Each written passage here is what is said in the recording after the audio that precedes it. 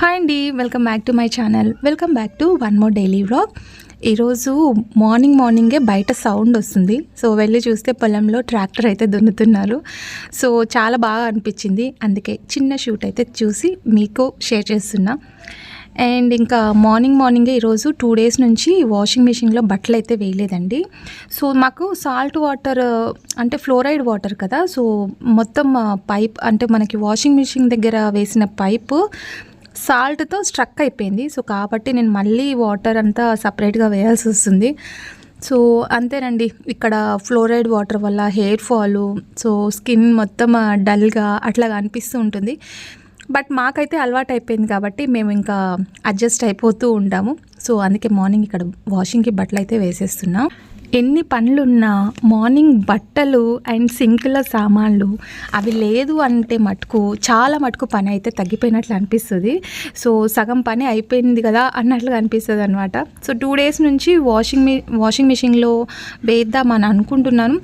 But Sunday festival వచ్చేసింది, next day ఇంకా చేయలేకపోయాను. అట్లా స్కిప్ అయిపోతూ ఇంక ఈరోజు అయితే వాషింగ్ మిషన్లో బట్టలు అయితే వేసేస్తున్నాను. సో బట్టలు అయితే ఒక సైడ్ అయిపోతుంటాయి అండ్ మార్నింగ్ టీ అయితే పెట్టేస్తున్నా ఒక సైడు. సో టీ పెడుతూ మార్నింగే ఇంకా వాషింగ్ మిషన్ బట్టలు అండ్ సింక్లో కూడా మార్నింగ్ స్టవ్ కట్టు మొత్తం నీట్గా చేసేసాను అనమాట. ఎప్పుడైనా మనకి స్టవ్ దగ్గర నీట్గా ఉందనుకోండి, ఎంత పని అయినా చేయాలని అనిపిస్తుంది. కొంచెం మెస్సీగా ఉన్నా, సింక్లో సామాన్లు ఉన్నా అస్సలు ఆ సైడ్ వెళ్ళాలని కూడా అనిపించదు, అంత బద్ధకంగా అనిపిస్తుంది. సో ఎంత నీట్గా ఉంటే అంత పని ఎక్కువ చేయాలనిపిస్తుంది.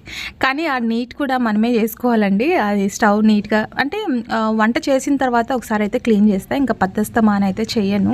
నైట్ ఈ మధ్యకాలంలో నాకు కొంచెం బద్ధకం ఎక్కువైపోయింది, అందుకే నేను నైట్ అయితే స్టవ్ దగ్గర ఏమంతా వాష్ చేయడం కానీ స్టవ్ కట్ట క్లీన్ చేయడం అట్లాంటివి ఏం చేయట్లేదు అనమాట.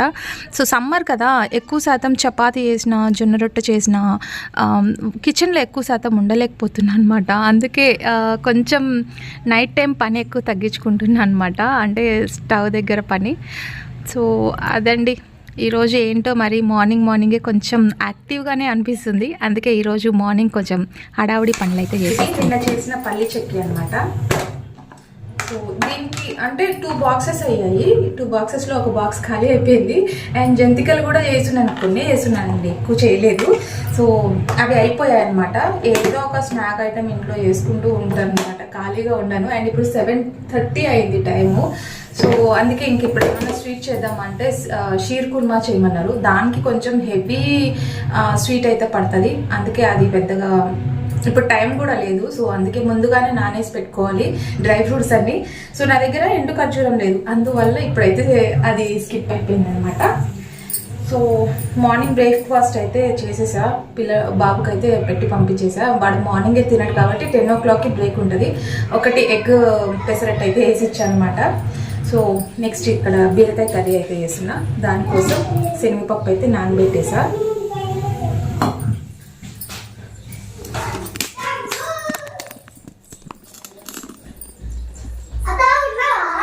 లేను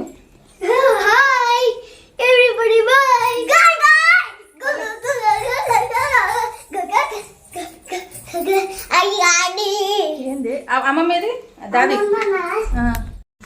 సో పిల్లలు ఊరికి వెళ్ళారనమాట, సమ్మర్ హాలిడేస్ కదా. వీళ్ళు చిన్నపిల్లలు, ఇంకా మా బాబుకి అయితే ఇవ్వలేదు, హాఫ్ డే స్కూల్స్ ఇంకా నడుస్తున్నాయి. అండ్ ఈ వీళ్ళకి ఏంటంటే ముందుగానే హాలిడేస్ ఇచ్చేశారు, అందుకే ఊరు వెళ్ళి ఇప్పుడు వచ్చారనమాట.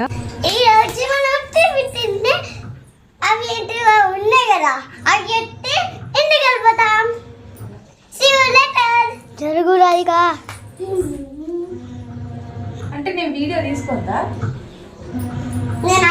మొత్తం రికార్డ్ అవుతుంది. చేసుకోండి ఫోన్ అయితే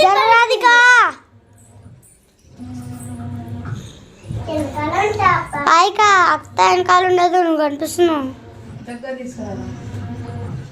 టీచర్ పంపిస్తా.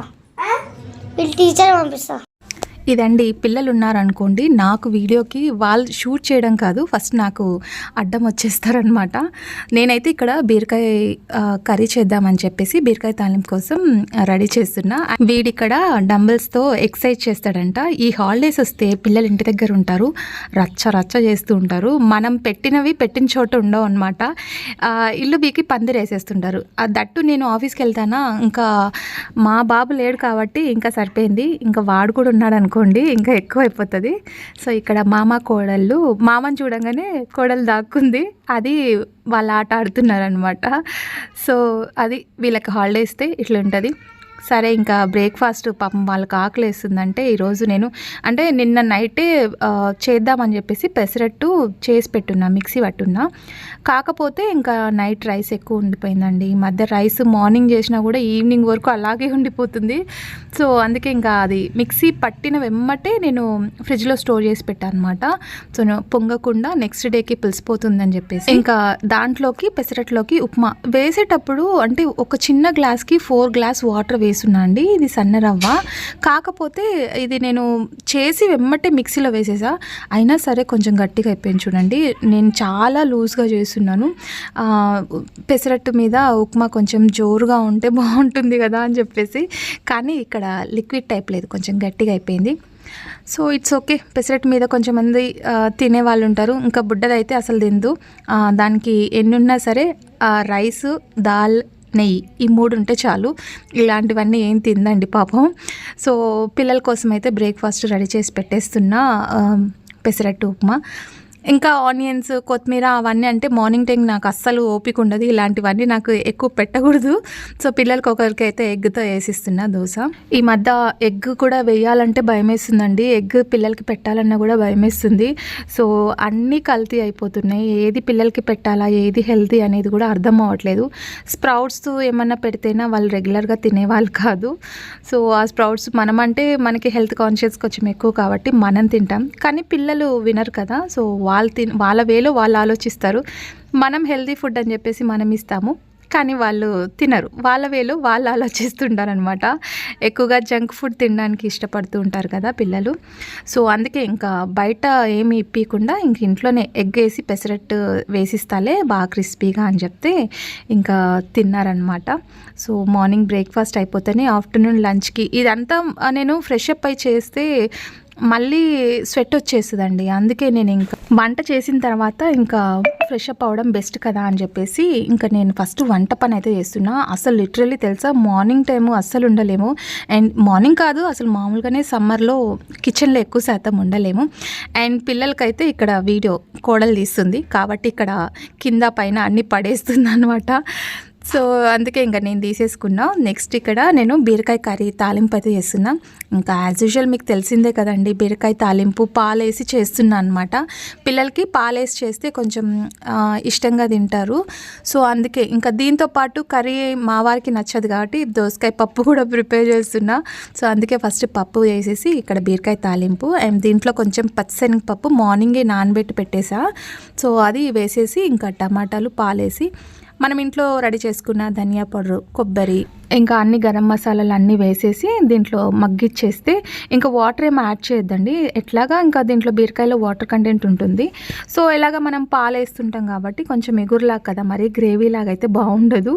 సో అందుకే ఇంకా నేను కొంచెం లైట్గా ఇట్లా పెడుతున్నా. సో మీరు ఎలా చేస్తారు బీరకాయ కర్రీ, బీరకాయ తాలింపు కామెంట్ చేయండి. సో కామెంట్ చేస్తే మీ రెస్పాన్స్ అనేది నాకు కూడా తెలుస్తుంది కదా. So let me know in the comment section. And ఇక్కడ సాల్ట్ వేయడం మర్చిపోయాను. నేను అన్నీ తీస్తున్నాను కానీ అసలు యాక్చువల్లీ నేను దీంట్లో సాల్ట్ వేయడం మర్చిపోయాను, తర్వాత చూసుకున్నాను అనమాట. సో సాల్ట్ వేయలేదు కదా అని చెప్పేసి ఇంకా సాల్ట్ వేసిన తర్వాత ఫైనల్లీ కర్రీ అయితే ఇలాగుంది, మొత్తం తాలింపు పెట్టేసా. సో రెసిపీ ఎలా ఉంది అనేది కూడా కామెంట్ చేయండి, నచ్చిందా లేదా అని చెప్పేసి. So yeah, that's for today's vlog. Hope మీకు నచ్చిందా, నచ్చితే లైక్, షేర్, కామెంట్ చేయండి. అండ్ సైలెంట్ వ్యూవర్స్ కూడా లైక్ చేయండి, సపోర్ట్ చేయండి. సో యా, రేపటి వీడియోలో మంచి కంటెంట్తో మళ్ళీ మీ ముందుకు వచ్చేస్తాను. And till then bye, take care, stay positive, stay healthy.